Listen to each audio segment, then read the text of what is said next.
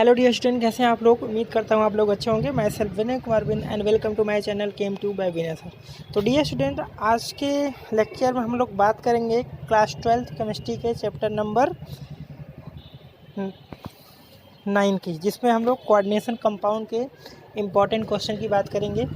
तो चलिए स्टार्ट करते हैं। देखिए, सबसे पहला जो क्वेश्चन है अपना, ये कई बार पूछा हुआ है। What is mean by complex compound, ठीक है, and describe the main points of Warner theory.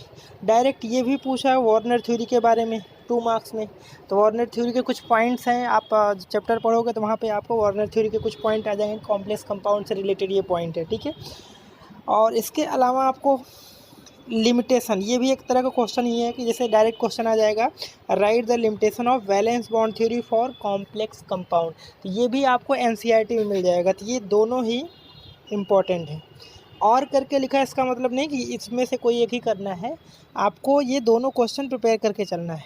Okay, question number 2 क्या है, give basic requirement of transition metal ion to form complex compound. ठीक है, बेसिक सिंपल सा कंडीशन है, complex compound बनाने के लिए क्या बेसिक रिक्वायरमेंट होना चाहिए किसी ट्रांजिशन मेटल के लिए। ओके, तो ये सब क्वेश्चन क्या है 2 मार्क्स में आ जाते हैं। क्वेश्चन नंबर 3 दिया है, explain the geometry structure and magnetic property of. आपको एक कॉम्प्लेक्स कंपाउंड दिया है, ठीक है, ये आयन है, इसका ज्योमेट्रिकल स्ट्रक्चर क्या होगा, ऑक्टाहेड्रल होगा या जो भी होगा, आपने पढ़ा होगा तो आप इसका कर लोगे। और मैग्नेटिक प्रॉपर्टी मतलब मैग्नेटिक मोमेंट निकालना है, ठीक है, जिसमें एक फार्मूला होता है मैग्नेटिक मोमेंट निकालने का। फार्मूला आपको याद होगा, क्या था, n+2, ठीक है, अंडर रूट में ये होता है, जहाँ पर n क्या होता है, number of unpaired electron. Okay, तो ये भी आप क्वेश्चन कर लोगे। नेक्स्ट जो क्वेश्चन नंबर 4 है, ठीक है, question number 4, give electronic configuration, hybridisation, shape, magnetic property of potassium ferricyanide, ठीक है, या फिर पोटेशियम फेरोसाइनाइड। इस तरह के क्वेश्चन आने के चांस ज़्यादा होते हैं बोर्ड में, बिकॉज देखो इसमें 2 रीज़न है। पहले तो आपको पोटेशियम फेरीसाइनाइड या फिर पोटेशियम फेरोसाइनाइड, इनका फार्मूला लिखने आना चाहिए, ठीक है, और तभी आप इन सबको क्वेश्चन का आंसर दे पाओगे, ठीक है, इसलिए ये क्वेश्चन इंपॉर्टेंट हो जाता है, ठीक है। ये भी क्वेश्चन आप प्रिपेयर कर लीजिएगा। Question number 5, draw figure to show the splitting of d orbital in octahedral crystal field theory, ठीक है, जिसको बोलते हैं, ठीक है, octahedral crystal field. CFT theory में आपने पढ़ा होगा octahedral splitting and tetrahedral splitting. तो ऑक्टाहेड्रल और टेट्राहेड्रल स्प्लिटिंग आपने डीएनए ब्लॉक में भी देखा होगा, ठीक है, तो और इसमें भी देखा होगा। तो ये दोनों स्प्लिटिंग आप अच्छे से कर लीजिएगा, ठीक है। उसके बाद क्वेश्चन नंबर 6 जो है, right IUPAC name of following complex. तो IUPAC नेम का रूल आपको पता होगा, था इजली आप 1 या 2 मार्क्स में आ जाते हैं, ठीक है, CBSE में। नेक्स्ट जो क्वेश्चन नंबर है, क्वेश्चन नंबर 6 का बी क्या दिया है, explain hybridisation isomerism in complex compound giving illustration. तो आइसोमरिज्म भी आप कोऑर्डिनेशन में पढ़ोगे, ठीक है। तो जितने भी आइसोमरिज्म है उनका डेफिनेशन नहीं, अगर आप एग्जांपल समझ लो, डेफिनेशन आप खुद से लिख लोगे, ठीक है। आयनिक जैसे उसमें हाइड्रेशन आइसोमरिज्म जो भी है उसमें कई सारे टाइप होते हैं, तो ये भी आप कर लीजिएगा, ठीक है। क्वेश्चन नंबर 7 क्या दिया, explain in detail structure isomerism in complex with example, ठीक है। तो पूरा आइसोमरिज्म का पार्ट कोऑर्डिनेशन कंपाउंड का कवर कर आप कर लीजिएगा, ठीक है, विथ एग्जाम्पल के साथ।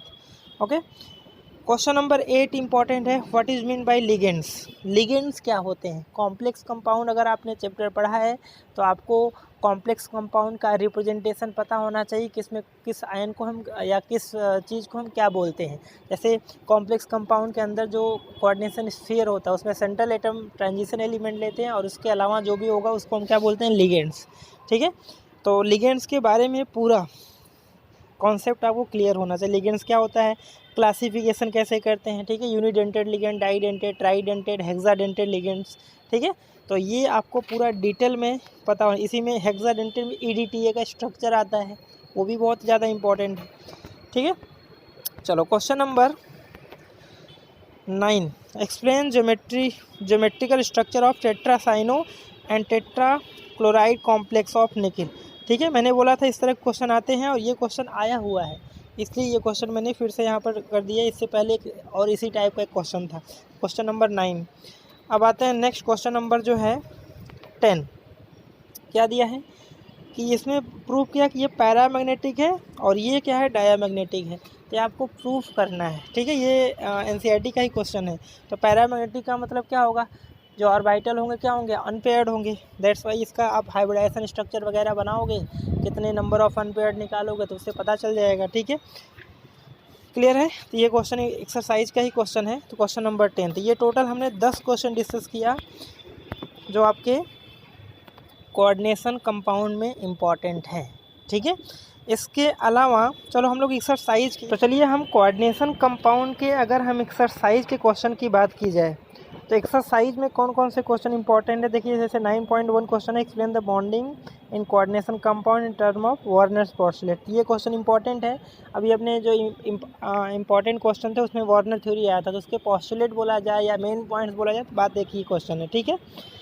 इसके अलावा जो क्वेश्चन है important, question number 9.3 explain with 2 example following coordination. ये क्वेश्चन आपको प्रिपेयर करके रखना है, क्वेश्चन नंबर 9.3, ठीक है। क्योंकि इससे क्या हुआ, कोऑर्डिनेशन कंपाउंड के बारे में बहुत सारे यहाँ पर नॉलेज मिलेंगे। तो इसलिए आपको जैसे कोऑर्डिनेशन एंटिटीज क्या होता है, लिगेंड्स क्या होता है, कोऑर्डिनेशन नंबर क्या होता है, कोऑर्डिनेशन पॉलीहेड्रल क्या होता है, होमोलेप्टिक क्या होता है, हेट्रोलेप्टिक क्या होता है, तो ये सब आपको। और इसके अलावा क्वेश्चन नंबर 9.4 ये भी इंपॉर्टेंट है, लिगेंड से रिलेटेड है तो उसमें भी था, ये भी समझ लीजिए आपका क्वेश्चन प्रिपेयर ही हो रहा है, ठीक है। चलिए question number 9.5 specific oxidation state, ठीक है। ये आपका क्वेश्चन आपको ये 9.5, 9.6 और 9.7 ये सब क्या है, एमसीक्यू से रिलेटेड है। और इसमें इनके आईयूपीएसी नॉमेनक्लेचर सीबीएसई में आता है, ठीक है।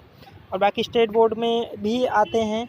इससे एमसीक्यू थ्योरेटिकल में है तो एमसीक्यू भी आ सकता है, या 1 या 2 मार्क्स में भी क्वेश्चन बन सकते हैं, ठीक है। इतने सारे नहीं हुए, इसलिए आपको प्रैक्टिस के लिए 9.5, 9.6, 9.7 ये क्वेश्चन आपको करने पड़ेंगे, ठीक है। चलो नेक्स्ट हम लोग बढ़ते हैं क्वेश्चन नंबर, ठीक है। ये ज्योमेट्रिकल जो आइसोमरिज्म है, ठीक है, कैसे कोई सी कोऑर्डिनेशन कंपाउंड का हम ज्योमेट्रिकल आइसोमर ड्रॉ करते हैं, तो ये क्वेश्चन आपको कर लेना 9.9, ठीक है। आगे बढ़ते हैं हम लोग क्वेश्चन नंबर 9.10 कर लेना है, ठीक है। इसके अलावा क्वेश्चन नंबर 9.13 ये भी आपको करना है। जितने भी मैं करा रहा हूँ इस क्वेश्चन को आपको किसी भी कंडीशन में सॉल्व करना है, ठीक है। नेक्स्ट ये 9.16 ये हमने इंपॉर्टेंट क्वेश्चन में स्प्लिटिंग, ऑक्टाहेड्रल स्प्लिटिंग बताया था। स्पेक्ट्रोकेमिकल सीरीज ये भी क्वेश्चन आपको कर लेना है, ठीक है। सीएफटी थ्योरी क्या होता है 9.18 ये भी क्वेश्चन आपको कवर करना है, ठीक है। इसके अलावा 9.19 तो क्वेश्चन मैंने एक इम्पॉर्टेंट क्वेश्चन में ही था, ठीक है। इसके अलावा जो आपको क्वेश्चन करना है ऑक्सीडेशन 9.23 ये भी क्वेश्चन आपको oxidation state and coordination number निकालना है, ठीक है। चलो नेक्स्ट जो क्वेश्चन है 9.26 ये भी क्वेश्चन करना है, what is mean by chelate effect, give example, ठीक है। और नेक्स्ट जो क्वेश्चन है ये उतना ज़्यादा ना इम्पॉर्टेंट है। इतने सारे क्वेश्चन जो एक्सरसाइज के हैं आपके लिए इम्पॉर्टेंट है और इन क्वेश्चन को आपको सॉल्व कर लेना है फॉर बोर्ड के लिए, ओके। तो अगर आप चैनल पे नए हैं तो वीडियो को ज़्यादा से ज़्यादा लाइक करें, शेयर करें, सब्सक्राइब करें। और हम लोग नेक्स्ट में बात करेंगे नेक्स्ट चैप्टर की।